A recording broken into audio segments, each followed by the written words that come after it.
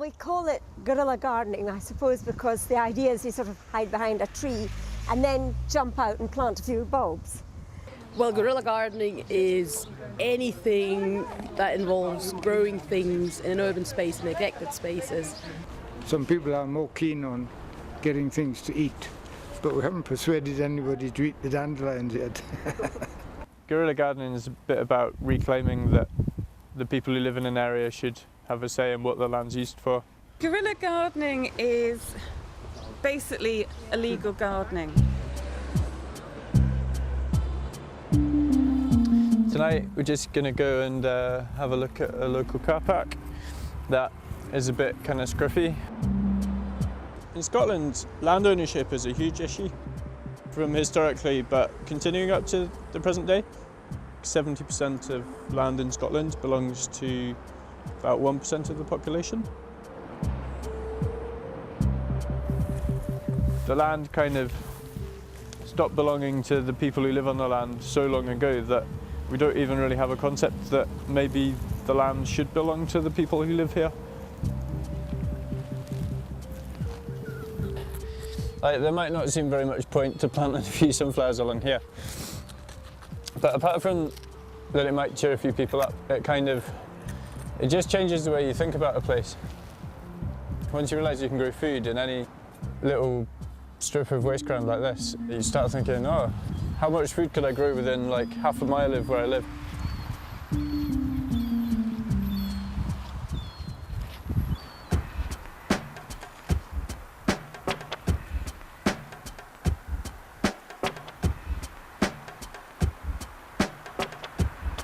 You choose a spot. What size is the pot? About the same size as the last one. Right, this is a good piece because there are any stones. It's great. I trained originally in agricultural botany. I'm very much learning about gardening as I go along. I worked in Ghana, then in Tanzania, then in northern Nigeria. I was a teacher of ballet, and I've only been properly retired for about a year. What I didn't tell you is that my special interest is in the pollination of tropical flowers by bats. Can you remember the name of this one? They're common in gardens with persistent red berries, orange red. Is it Pyracantha. Pyracantha. Pyracantha was Yes, the name I couldn't remember, sorry. Mm-hmm.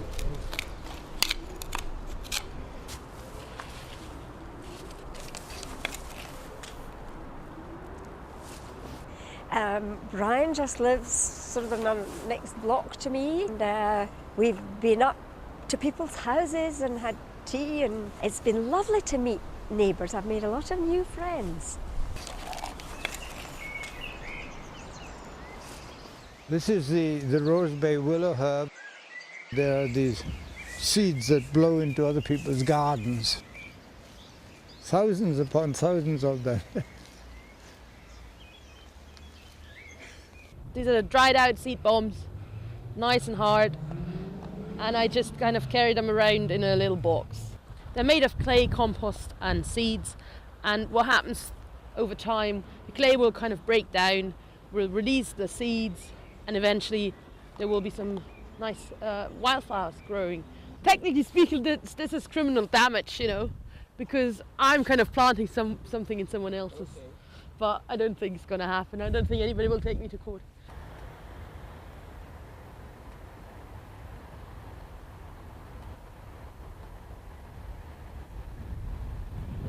And I think another one just there. My idea is to kind of like focus on areas that are more deprived. Edinburgh Council is quite good looking after certain areas of Edinburgh and not so good looking after other parts.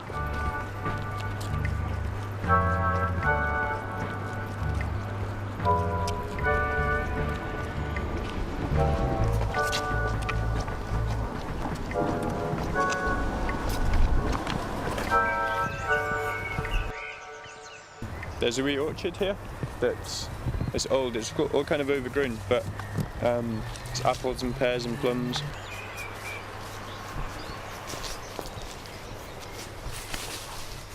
There's lots of neighbours use this, it's kind of a community resource. even though it's not officially used by anybody.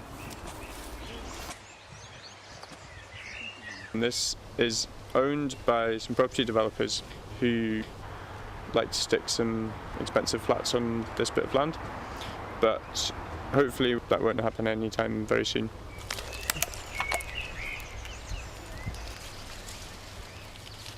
There's something very satisfying about just picking an apple and then eating it.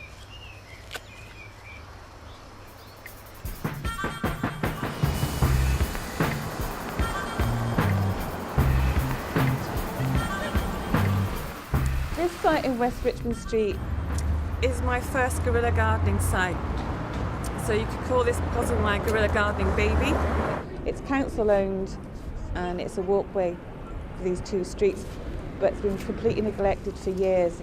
So we took it upon ourselves just to blitz the weeds and put down a whole load of seeds and turn it more into a bit of a kind of wildflower type garden. I've always been into garden, but like a lot of people, I don't have access to a garden. I'm in a tenement and there's a communal garden, so you're limited to what you can actually do. So I suppose I'm a frustrated gardener.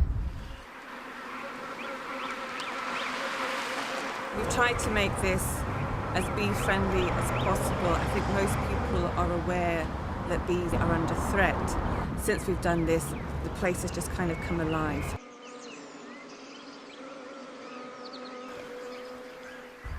Sometimes it's just really difficult to communicate with the council. Obviously it's a big organisation, and there's been incidents where we maybe planted up a spot of land and then the council came and sprayed it, or the council came and just blitzed it and took out all the flowers and all the other plants we put in. I've never seen anybody from the council clip these bushes or trim the trees. And I keep an eye on the trees, so if somebody's damaged a branch, I bring my saw out and cut it off. The city council, I don't think they've got enough labour, or it's too expensive to do that. So the question is, what would happen if one didn't clip them? Suddenly out of nowhere, a whole load of council gardeners turned up with some young people who'd volunteered their time to do some gardening in the local community, which is fantastic, but unfortunately they not only blitzed the weeds, but they also ripped out a lot of plants. So we managed to salvage a certain amount of the plants, which was fantastic, basically just by intimidating the gardeners into not ripping anything more out.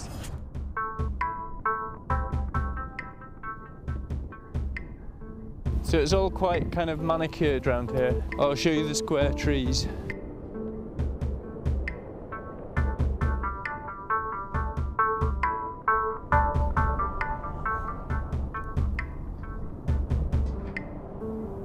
Going to deliberately plant them so that they look a bit random. Throw lots of money at these things and they tend to look a bit sterile.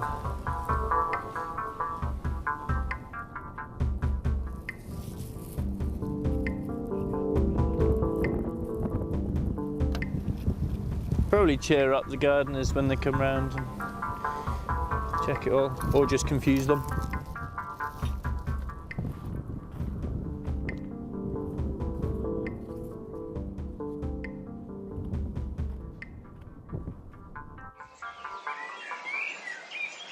What does rowan jelly go with? I don't know, deer? quite honestly. The reference books will tell you. My wife used to make it occasionally. But, It's said to keep the witches away. oh yes, so I've So got it two. seems to be quite effective. Oh, it's very effective. I don't have witches I at all in my haven't house. seen any witches, I've got no. two rowans in memory of my wife in the front garden, and I keep them trimmed at about 6 feet. But Keeps the they're witches very, away. very, very good Very for effective. keeping witches away.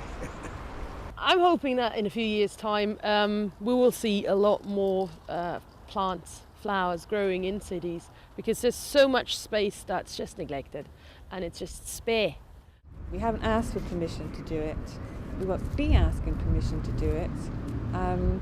You know, this is now our site as far as we're concerned. We're the ones who put in the hard work and effort. If the council do have any issues with it, we hope that we can sit down with them and, you know, negotiate and reach some kind of compromise that we win. But this is our site now. And if the council have any issues, well, you know, tough. We're doing the work that they don't.